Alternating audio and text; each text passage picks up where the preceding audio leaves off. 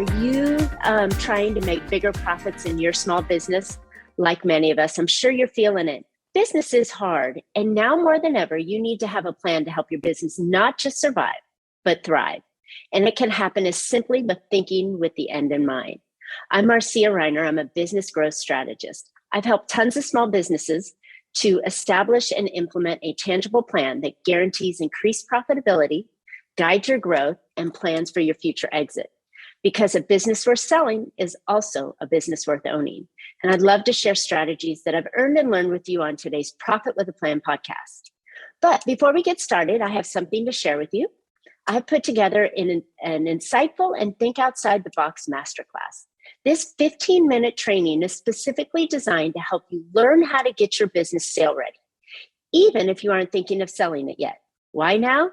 Join me and find out all the benefits that come with having a sale-ready business. Register for free at scale2sell.biz. All right, I'm excited to have my guest on with me today. Barry Rutten is an admitted industry contrarian who is wary and often critical of conventional financial wisdom.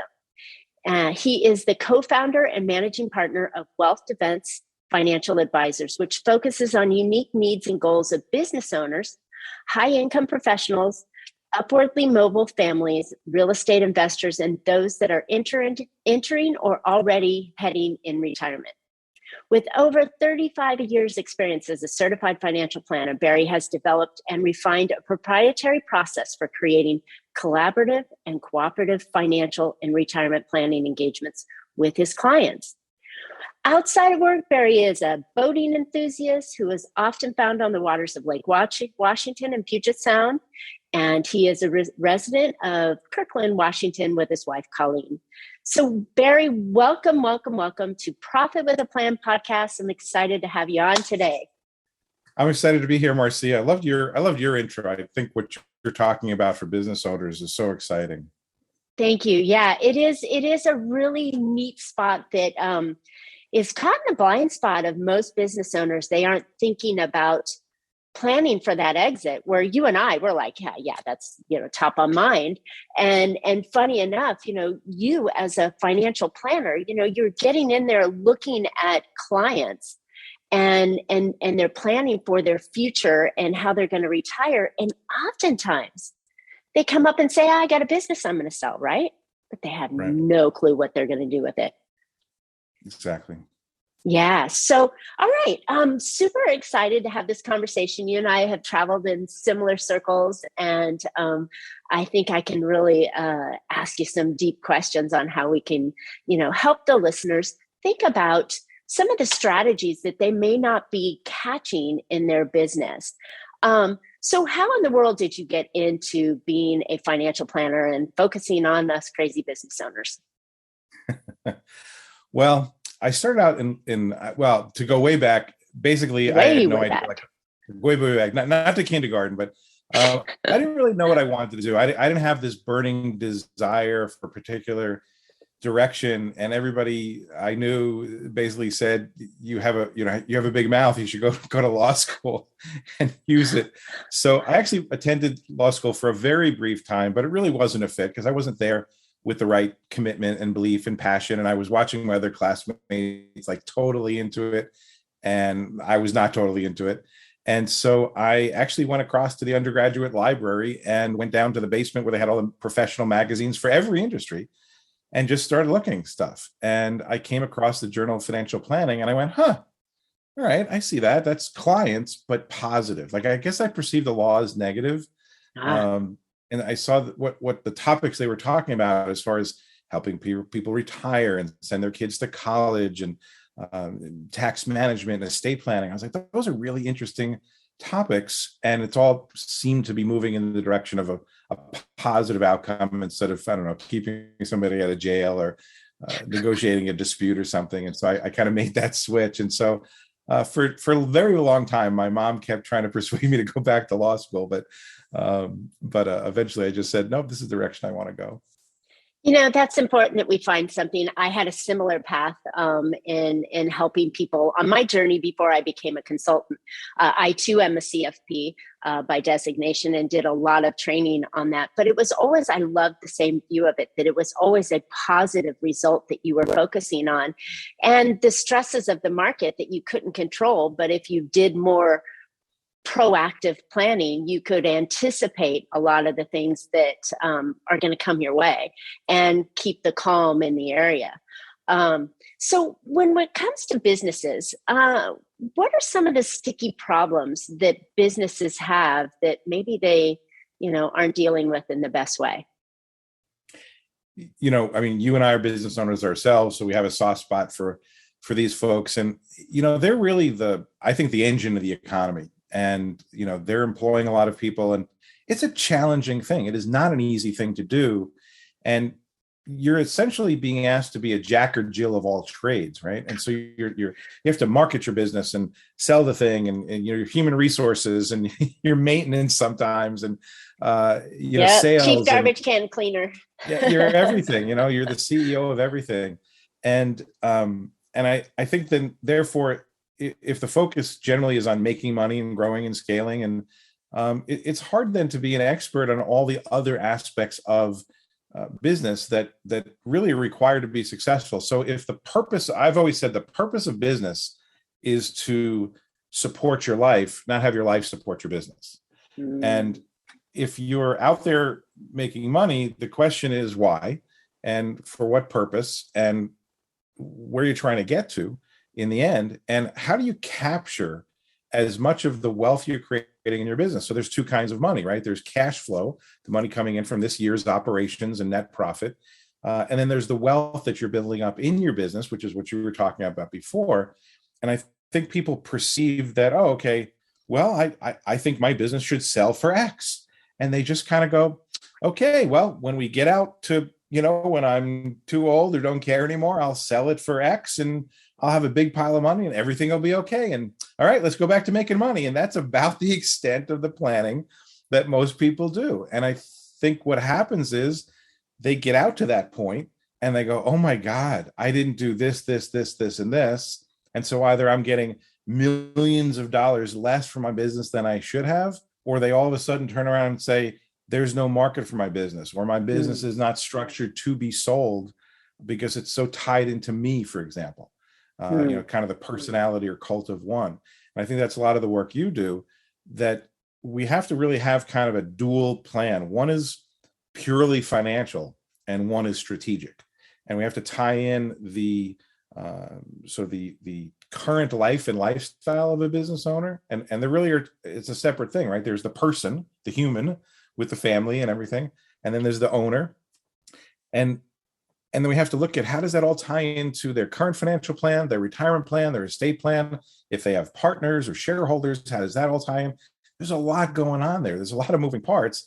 And it's really just hard to be an expert at everything. And it's very hard to step outside yourself and look back at your situation objectively, which is why you really want another set of eyes like yours or mine, or both of our set of eyes. So four eyes, the glasses, on somebody's situation. 100%.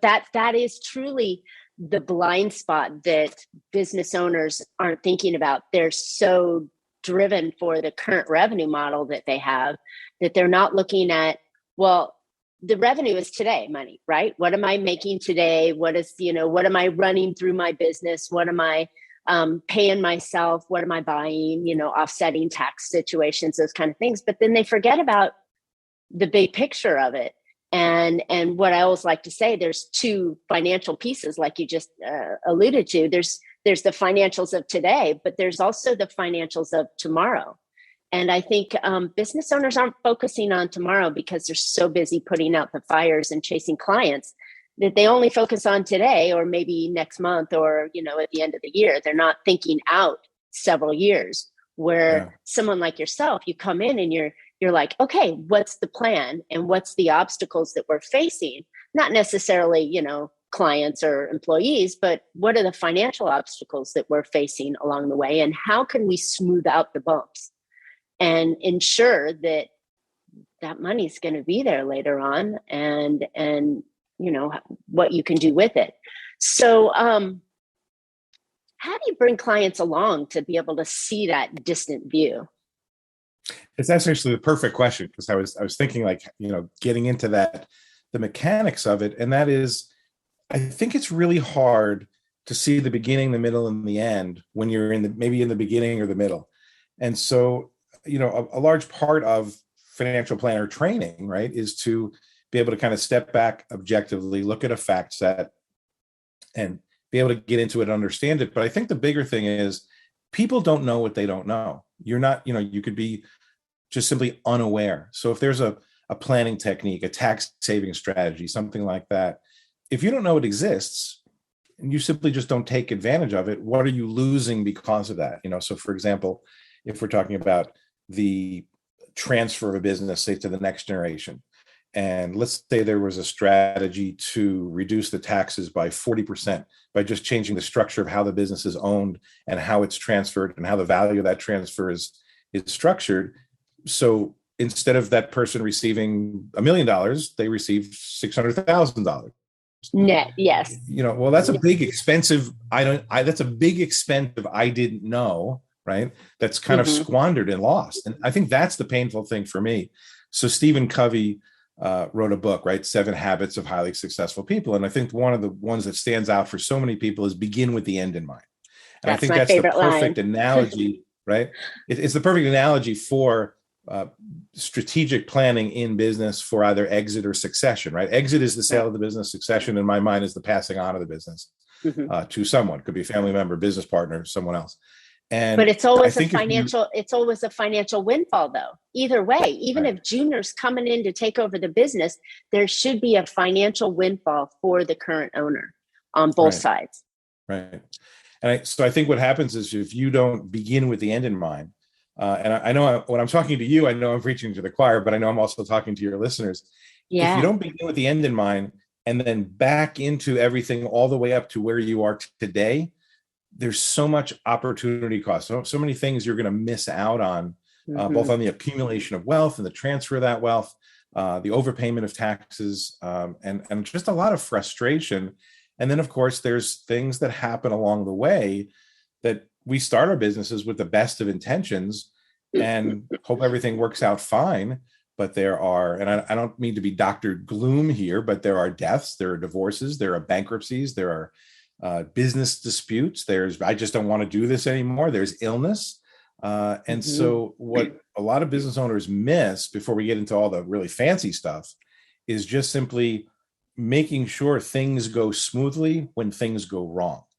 And as I just alluded to, there's a lot of things that can go wrong, all of which are things that you can plan for and put strategies in place to address. So what I'd say is, first, start with prevent the preventable. If we know that there are these catastrophes that can happen, I know it's not glamorous, I know it's not sexy, I know it's not fun, but it's the truth. Some parts of business aren't, right? It's so often missed.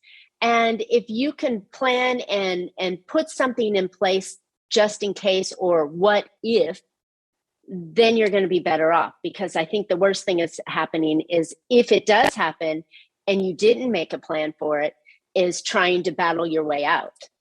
Right. So I think, a lot of those things that I alluded to, let's just say you have a business partner and one of those events happens. So how is the value of the business extracted, say, for the other partner? How does it impact the current owner? Are you now in business with the other partner's spouse? So, walk through those. Think about, okay, if there was a divorce, what is the other spouse's attorney going to want? They're going to want a big chunk of the business. How is that going to happen? How is that going to affect the remaining person? Let's say there's a death. How is that other person's interest going to be purchased out, or a disability, which is actually more common and often unplanned for, because we all think we're superhuman and never going to get sick or hurt.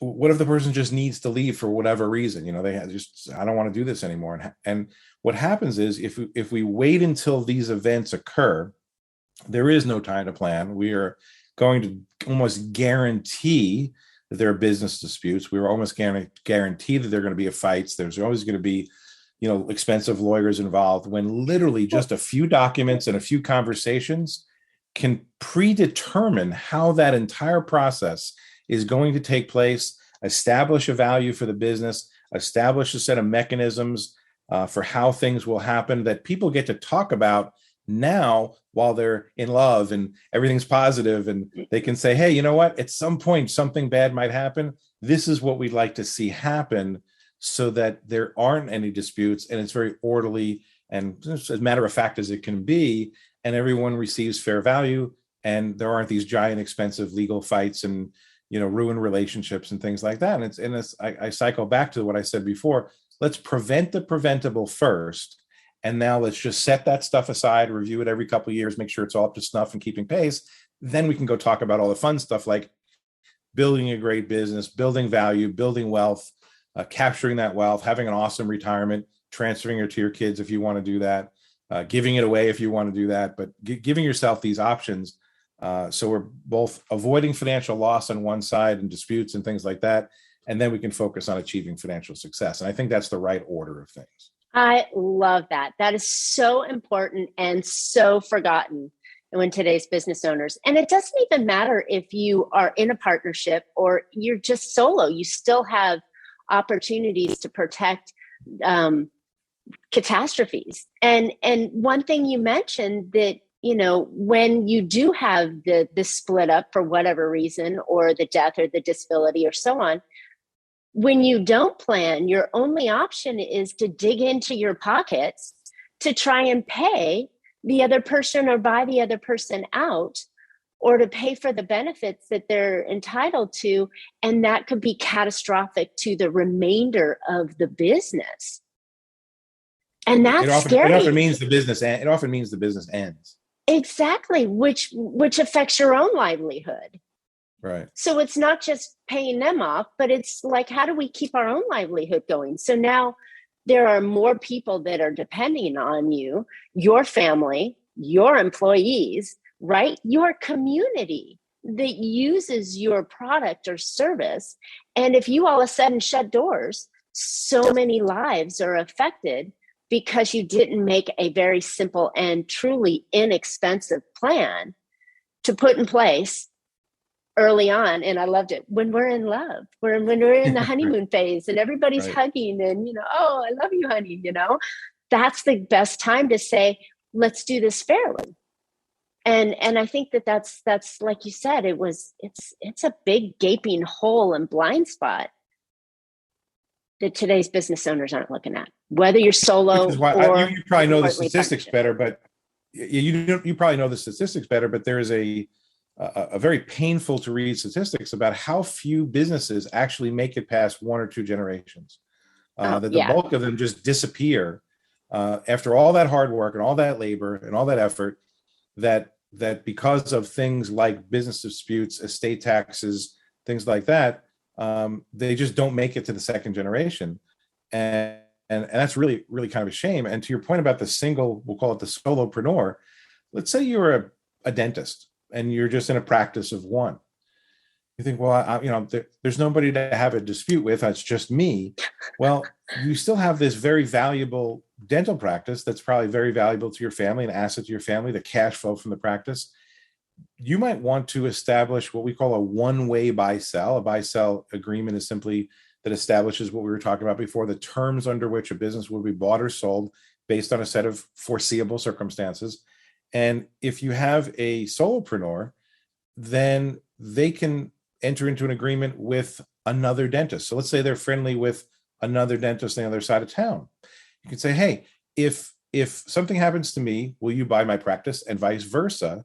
And then they enter that agreement and they give that other dentist what's called the first right of refusal to affect that transaction. And if they don't want to buy it at that time or can't, then like the trustee of the estate has the power to sell the practice to somebody else. But at least hey, my patients are going to go to another dentist that I know, like, and trust, who I know is going to do a good job, is going to take care of my employees, and the practice is going to continue on. And so it doesn't necessarily mean that you have a partner or partners or shareholders. This planning can actually take place at the solo business owner level, all the way up to the fairly large established corporate level. Well said, and so important. So let me ask you a question. So when these kind of life things happen, oftentimes, like buy low, sell high. Usually when it's low, nobody has the cash flow to go in and buy it. Same kind of model here. When something drastically happens to your business, the cash may not be there to be able to effectively walk in and go, oh, here's $1 million to buy your practice. That solo dental situation. He may not have that sitting around. Are there tools or products that could help make that happen? Sure. I mean, I want to call it products last person, with doctors' prescription without examination and diagnosis is 100%, right? but tools. I mean, the reality is what you're talking about is liquidity. And oftentimes people have most of their capital reinvested back in the business. They don't actually have a lot of liquidity, or they don't have certainly enough liquidity to buy out half of another person's, side of the business. And so if we can anticipate what were called the triggering events, right? The death, disability, the divorce, things like that, then we can anticipate and use the tools that solve the problem. So let's use a simple one that everybody can understand. If you were disabled, where is the money going to come from to buy out your partner's business? If your agreement says if you become permanently disabled, then we're going to do that. Or if you were to unfortunately pass away, same thing. Well, things like disability insurance and life insurance, these are special kinds of policies that are designed specifically to fund the buy-sell agreement. And so when we have a client who, so a business owner could be in a couple of states, like matter, right? Like liquid, solid, gas. I see business owners are being in several different states. A little physics for you here. You could have an unprotected business that doesn't have something like a buy-sell agreement, which you and I both agree is such an essential tool after a business valuation, a business a buy-sell agreement. But it's just a document if there aren't the resources to back it up. So if you don't have the resources to back it up, either in cash or life insurance or disability insurance or other things that are called sinking funds and things like that, we were actually purposely building up the cash to do it. Then you have an unfunded buy-sell agreement. But if you have those resources in place and you have the dollars matching up to the obligations, then you have a funded buy-sell agreement. And so it's just like when somebody does a living trust. Hey, a living trust is a great idea, avoid probate, blah, blah, blah. And then they don't fund the trust, meaning they don't transfer their home into the name of the living trust. And then they die. Well, now the house is going to get probated again.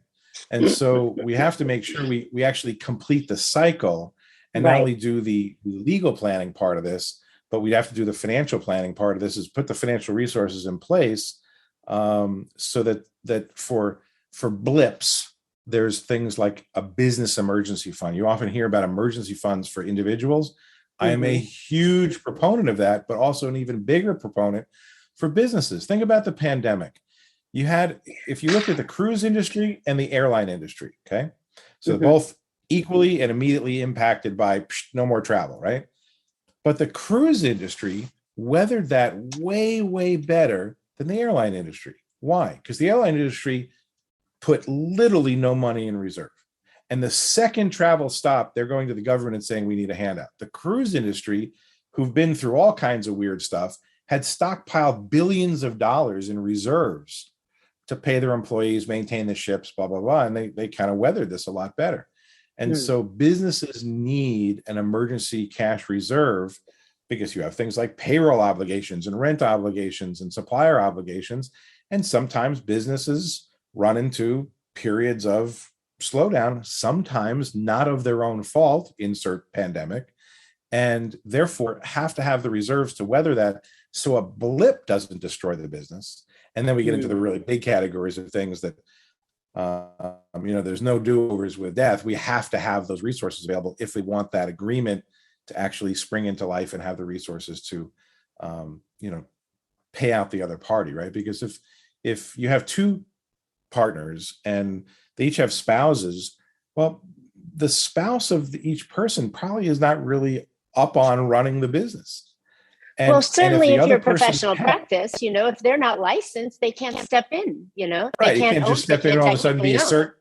Yeah, you can't be a surgeon just because you want to, right? And so we need to make sure that there's a way to give that surviving spouse or that divorced spouse or whatever, the financial resources to buy out the other party so that everybody is equitable and everybody can kind of move on with their lives. Right. And the problem is people don't think about this. And I know this is not fun, but trust me, the planning involved to solve this is not that hard. It's not that bad. And it's way easier and way better and way less painful than the consequences of actually letting this occur and dealing with it. So we talk about the hypothetical, hey, these are the things that could happen.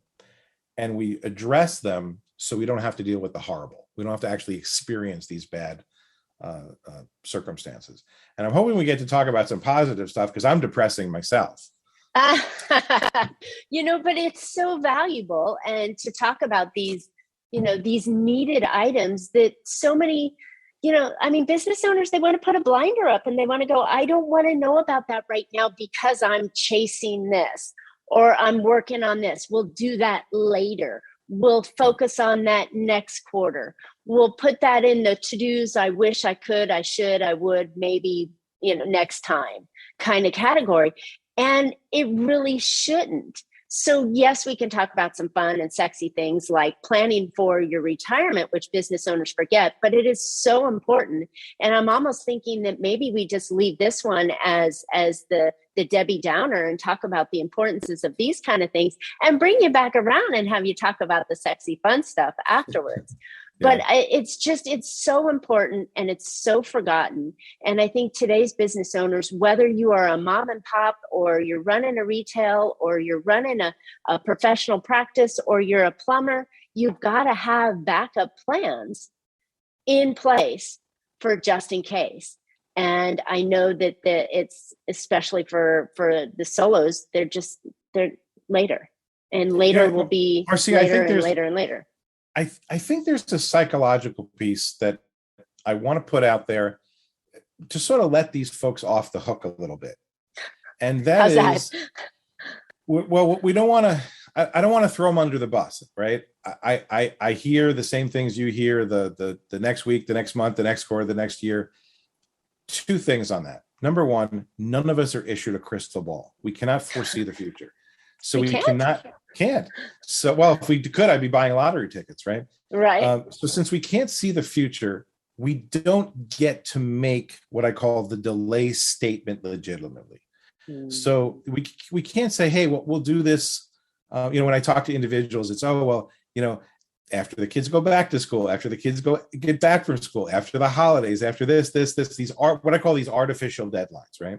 Mm-hmm. That somehow the world's going to get easier or simpler by this artificial Hallmark holiday on the calendar. And that's just simply not true. But it also says that, I can predict the future. I know nothing will happen to me between now and this artificial date I put out into the future. And I call BS on that. I say, you know what? Terrible things happen to great people like you at the worst possible opportunity.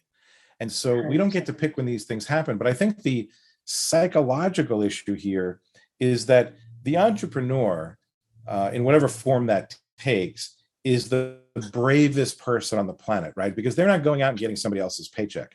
In a lot of cases, they're starting something completely from scratch. They're literally manifesting a business out of thin air. And they're dealing with all the incredible challenges that come with, starting, operating, and growing a business. And when, we use the term Debbie Downer, so we'll stay with that. When we come in with some of this negative stuff, like, this bad thing could happen and this bad thing could happen, I think the psychology is kind of like, hear no evil, see no evil, speak no evil. I think there's a very natural and understandable reaction of, I'm this ultimate optimist. That's why I started this business. And now you're talking to me about all these terrible, bad things that could happen. And you're really raining on my parade. And you're crushing my optimism. And you're shining the bright light of reality on my dream. And you're talking about me having a big fight with my partner, me getting divorced, me, getting disabled, me dying, me going bankrupt, me not wanting the business anymore. You're talking about all these horrible things. This isn't any fun. And I think the delay, honestly, is less related to busy, because you're always going to be busy, but you always make time for the things you want and that are important. I think the delay is human procrastination around things that are emotionally scary or unpleasant. And I think that's part of our responsibility as planners, is to say, could this be how you're feeling? I know you don't like it, but, and it's a little bit like with kids, I know broccoli doesn't taste like chocolate, but you can't have Snickers bars for breakfast, right? Yay. And so we have to have a little bit of, it's a financial maturity thing. And if you were smart enough and brave enough and entrepreneurial enough to create this thing out of thin air and build your dream, then I say, let's protect your dream as aggressively and viciously and jealously as possible, so that no one can take it away from you, so that these foreseeable circumstances can be addressed, preventing the preventable. And then now your dream has an iron cage around it, and you just say, bing, bing, bing, everything bounces off of it, because all those bad things aren't going to come around and destroy the business. And so I think we just have to help people get through that sticking point of, I'm not trying to rain on your parade by talking about the hypothetical. I'm simply saying, if we can anticipate it happen, and if we can see what other businesses have gone through and the pain and suffering they've gone through, if we can avoid that, let's avoid it, because it's usually actually relatively inexpensive to avoid it. It's very expensive to deal with it. And so 100%. If we can avoid that, then let's go out, figure out how to make more money and have more fun. I love that. And yes, we're going to stick on the Debbie Downer stuff for today. But, this is such an important piece, because like you said, it's very inexpensive to avoid it and very, very, very expensive to deal with it. So I think that this is a great conversation and needed for everybody on the call today, to be able to, we anticipate things, right? We have to have insurance on our car because that's a requirement. We have to now, at least in California, we have to have health insurance in the US, and have health insurance at a bare minimum, just in case the catastrophic, car accident or whatever. These are just in case pieces. And when you plan for them as I'm going to transfer the major portion of the risk to somebody else, then it's very inexpensive. If you're going to transfer 100% of the risk to somebody else, it could be a little more expensive, but it's still less than the result that we have on here. But can I drill down into that for a second? Yeah. So I want to go back to this risk transfer idea. And so I think, again, I'm back to my 3 states of matter, solid, liquid, gas. I'm back to my three states of risk transfer. I think this is a really, really important, and also could be a dangerous area if people don't really think about it the right way. So there's 3 states of risk transfer. You can either transfer the risk to, say, an insurance company, right? So you have truly transferred the risk, and I would state that you are insured because of that. You take a small amount of premium, you gave it to the insurance company, and they're going to give you a really large check, okay? And in a lot of cases, that's cents on the dollar, or even less than cents on the dollar. It is, truly. You could be self-insured, which is you retained the risk. But in order to be self-insured, right? But by definition, to be self-insured, you have to have the cash, right? Ooh. So if you have a $500,000 risk and you say, you know what, I'm not giving that insurance company my premiums, I'm going to self-insure. What you're doing is you're creating an insurance company of one. There is no risk spreading across hundreds of thousands or millions of people. You're retaining all the risk yourself. You're an insurance company of one. And if the bad event happens, your $500,000 goes poof and you liquidate it. So how much money are you spending for your dollars, right? Are you spending fractions of a penny to buy a 100-cent dollar? Or are you buying your dollars dollar for dollar, or worse, right? What if you have to liquidate something that has taxes, fees, penalties? It's at the wrong cycle in a market like real estate, and you're getting less value for the dollar than you should. And of course, the third state is uninsured, which is you don't have the cash and you didn't transfer the risk. That's obviously the worst state to be in, the most dangerous state to be in. But I think it's that middle category that I will often challenge both individuals and business owners on, to say, I know it's annoying to take some of our hard-earned dollars and pay it to somebody else. But if we're being smart about our money, we want to use the least amount of our money to command the most amount of somebody else's money. That's leverage. And that's all insurance is leverage. You're buying dollars that you'll need in the future at a discount today, prevent, again, a catastrophic event. So again, I think we just need to be kind of smart about how we think about it. Go back to your auto insurance example. A lot of people are like, I'll just buy whatever the state requires me at a minimum. And it's like, well, if you're in California and you're driving down the highway and there are an $80,000 pickup truck, because that's where pickup trucks have gotten to now, and a BMW and a Mercedes and a Lamborghini, and you drop your phone and you go to grab it off the floor and you cause a chain reaction car accident, and you take out hundreds and hundreds and hundreds of thousands of dollars of property, but also injure the drivers in those cars who obviously make enough money to afford those cars, and you're responsible for their injuries, their medical bills, their lost wages, and now you're hooked for millions of dollars. So here's the question. How would your life be impacted? Now, in Washington, you can have what's called a wage garnishment for up to 25% of your wages. So how would your life be impacted if 25% of everything you ever make goes to pay off the judgment that you lost to somebody else for a momentary slip up, a momentary oops? And so you say, well, oh my God, well, that must be so expensive to deal with that. Well, you can get $1 million of extra liability coverage for like the cost of a pizza. And so again, people are just unaware that there's ways to make the big, devastating financial risks just go away. And then again, once we've done that, we put that backstop, that financial brick wall behind their present financial position. Then we can focus on making forward progress.